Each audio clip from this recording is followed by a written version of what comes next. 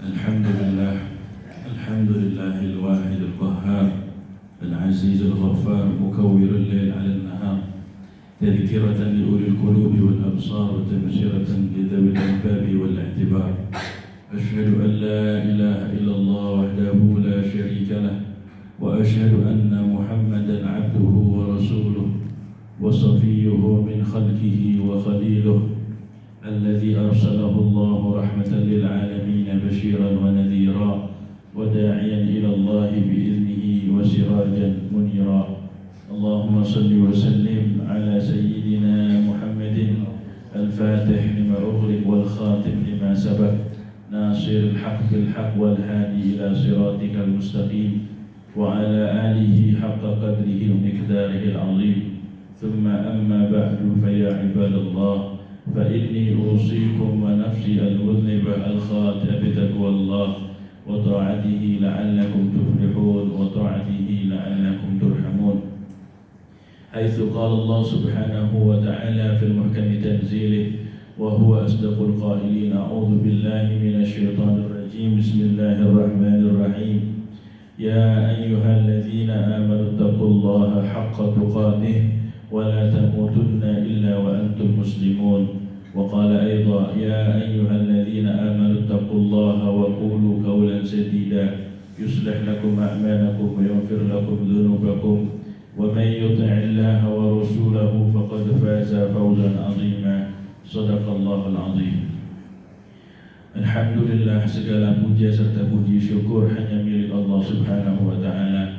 Selawat teriring salam tercurah limpahkan kepada baginda Nabi Muhammad sallallahu alaihi wasallam beserta keluarga, sahabat dan pengikutnya. Semoga kita senantiasa istiqamah mengikuti jejak baginda Nabi Muhammad sallallahu alaihi wasallam sampai wafat dalam keadaan husnul khatimah. Amin ya rabbal alamin.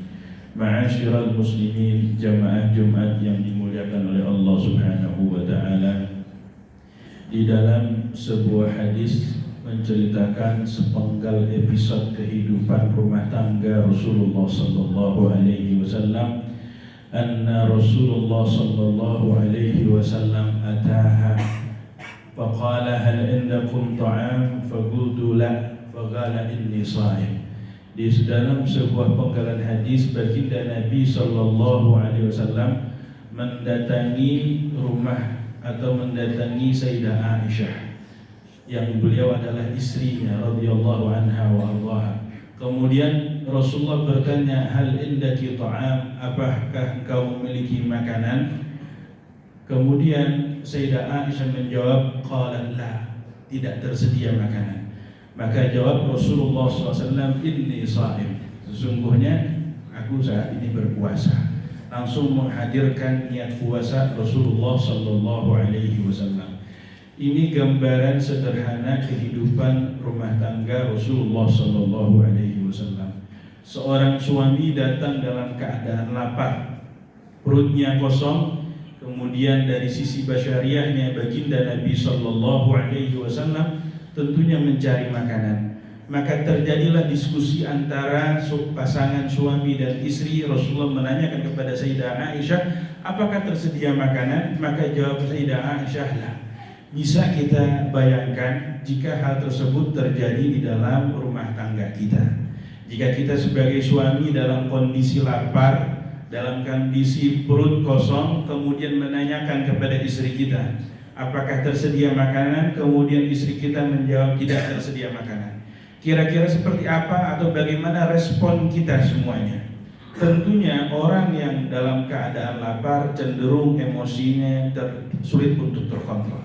Orang yang dalam keadaan lapar, orang yang dalam keadaan lelah dan capek, dan kita ketahui adalah baginda Nabi sallallahu alaihi wasallam orang yang paling berat masalahnya, orang yang paling berat ujiannya, tetapi beliau adalah orang yang paling banyak senyumnya. Paling berat masalahnya, paling berat ujiannya, tapi paling banyak senyumnya. Itulah akhlak baginda Nabi Muhammad sallallahu alaihi wasallam.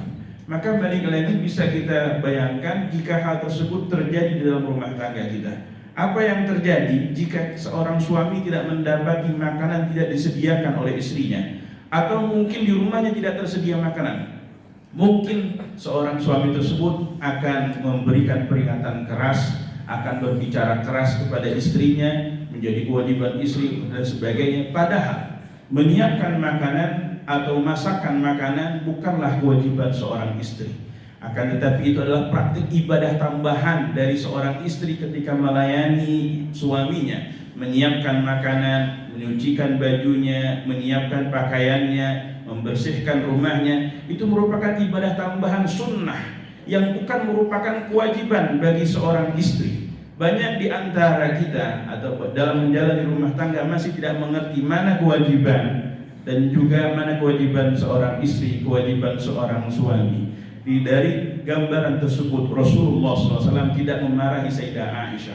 Banyak alasannya. Satu, karena memang bukan kewajiban seorang istri untuk memasakkan makanan, untuk menyediakan makanan. Dua, kemungkinan memang benar di rumah tangga Rasulullah SAW tidak tersedia makanan. Karena dalam pengakuannya Sayyidah Aisyah di dalam hadisnya, inna kunna lananzur ila al-hilal, thumma al-hilal, thumma al-hilal, thalathatu ahillatin fi syahrain ma uqida fi abyati Rasulillah sallallahu alaihi wasallam naru. Sesungguhnya kata Sayyidah Aisyah, kita pernah melihat tiga hilal dalam waktu 2 bulan, sementara di rumah tangga kami atau di dapur kami tidak ada masak atau tidak ada api yang menyala, tidak ada kompor yang menyala. Sampai-sampai para sahabat bertanya, "Fama kana yu'ayyishukum ya Aisyah?" Kalau begitu hai Sayyidah Aisyah, kamu 2 bulan makan berlalu tidak makan atau tidak masak, apa yang kalian makan berdua? Maka jawab Sayyidah Aisyah, al-aswadan, 2 yang warna hitam. 2 yang warna hitam ini adalah at-tamru wal ma', kurma dan juga air putih. Di dalam ilmu nahwu ada babut taghlib.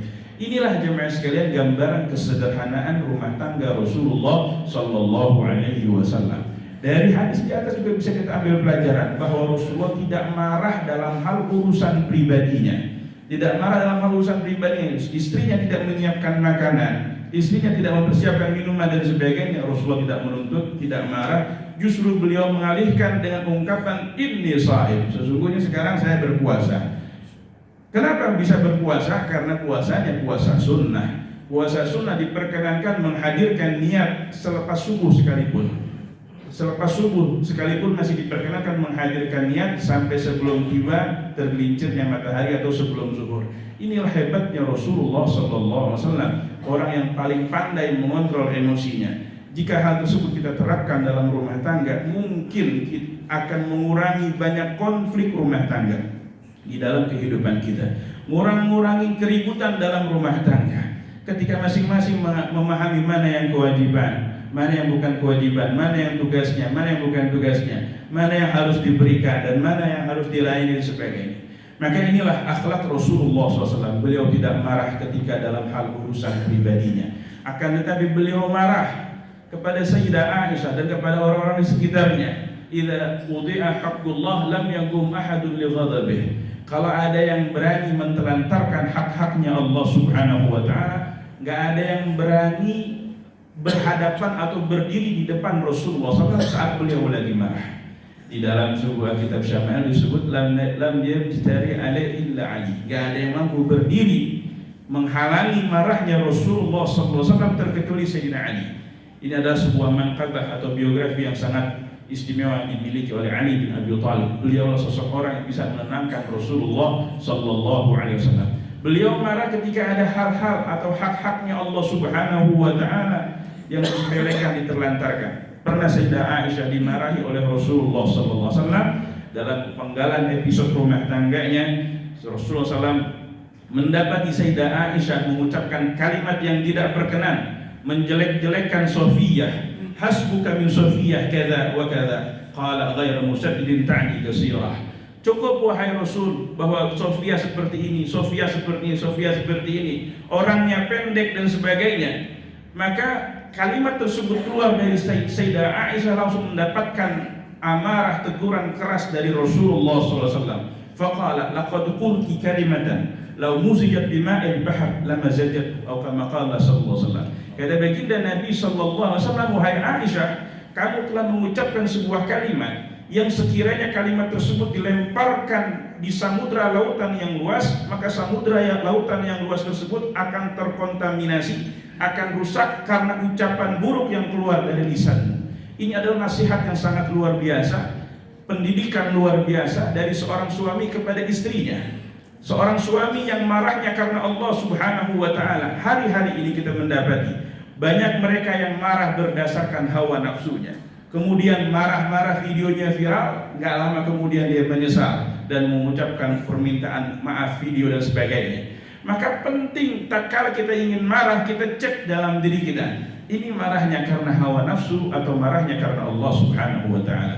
Kalau marahnya karena Allah Subhanahu wa ta'ala, laksanakan, tumpahkan. Dan marah yang karena Allah Subhanahu wa ta'ala akan mendapatkan pahala yang besar di sisi Allah Subhanahu wa ta'ala. Sementara marah yang berdasarkan hawa nafsu hanya membuat penyesalan di dunia, lebih-lebih lagi nanti penyesalan di akhirat. Inilah keindahan akhlak Rasulullah SAW dalam mendidik istrinya. Maka penting menjadi pengingat bagi kita semuanya tatkala kita menjalani kehidupan dalam rumah tangga, kemudian kehidupan bertetangga, kita menerapkan standar kehidupan Rasulullah SAW. Kata Rasulullah SAW, khairukum li ahli. Sebaik-baiknya kalian ialah yang paling baik kepada keluarganya. Dan Rasulullah SAW adalah orang yang paling baik dalam berinteraksi dengan keluarganya. Kita menginginkan lingkungan yang baik, maka lingkungan yang baik kita mulai dari keluarga kita. Mudah-mudahan kita semua diberikan berkah dari Allah Subhanahu wa ta'ala, berkah mengikuti baginda Nabi sallallahu alaihi wasallam. Barakallahu li wa lakum fil Qur'anil azim,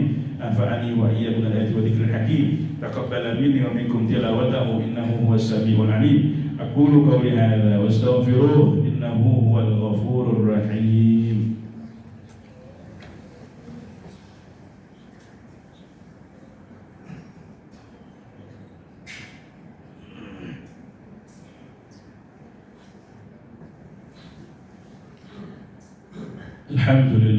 Alhamdulillah rabbil alamin. Wassallallahu ala sayyidina Muhammadin Mustafa al-Amin wa ala alihi tayyibin tahirin wa ashabihi al-ghuril mayamin wa ala man tabi'ahum ila yaumiddin alaina ma'ahum wa fihim bi rahmatika ya arhamar rahimin. Fa ya ibadallah, fa inni usikum wa nafsi al-mudhniba al-khati'a bi taqwallah wa ta'atihi la'allakum tuflihun wa ta'atihi la'allakum turhamun. Fa inna Allah qad amarakum bi amrin bada'a fihi bi nafsihi wa sanna bi malaikatihi musabbihati bi qudsihi وأيها بالمؤمنين من عباده تكريما. وقال تعالى إن الله وملائكته يصلون على النبي يا أيها الذين آمنوا صلوا عليه وسلموا تسليما. اللهم صل وسلم على سيدنا محمد وعلى آل سيدنا محمد. اللهم اغفر للمسلمين والمسلمات والمؤمنين والمؤمنات الأحياء منهم والأموات إنك سميع قريب مجيب الدعوات ويا قاضي الحاجات. اللهم أصلحنا وأصلح من في صلاحه صلاح الإسلام والمسلمين. اللهم لا تهلكنا وأهلك من في هلاكه صلاح الإسلام والمسلمين. اللهم اسقنا الغيث والرحمة ولا تجعلنا من القانطين. اللهم ارفع واصرف عنا المشرك والأذى والبلاء والقحط والظلم وجميع أنواع الفتن والمحن والأمراض والأسقام ما ظهر منها وما بطن. ودفع اللهم عنا شر الطاغين والباغين والمعتدين والظالمين بما شئت وكيف شئت في عافية وسلامة برحمتك يا أرحم الراحمين. اللهم أعز الإسلام والمسلمين وأذل الشرك والمشركين. اللهم انصر من نصر الدين واحلل من خذل الإسلام والمسلمين. اللهم انصر إخوان المسلمين والمستضعفين في فلسطين وفي مشارق الأرض ومغاربها. ربنا آتنا في الدنيا حسنة وفي الآخرة حسنة وقنا عذاب النار. وصلى الله على سيدنا محمد وعلى آله وصحبه وسلم والحمد لله رب العالمين. عباد الله إن الله يأمركم بثلاث وينهاكم عن الثلاث. إن الله يأمر بالعدل والإحسان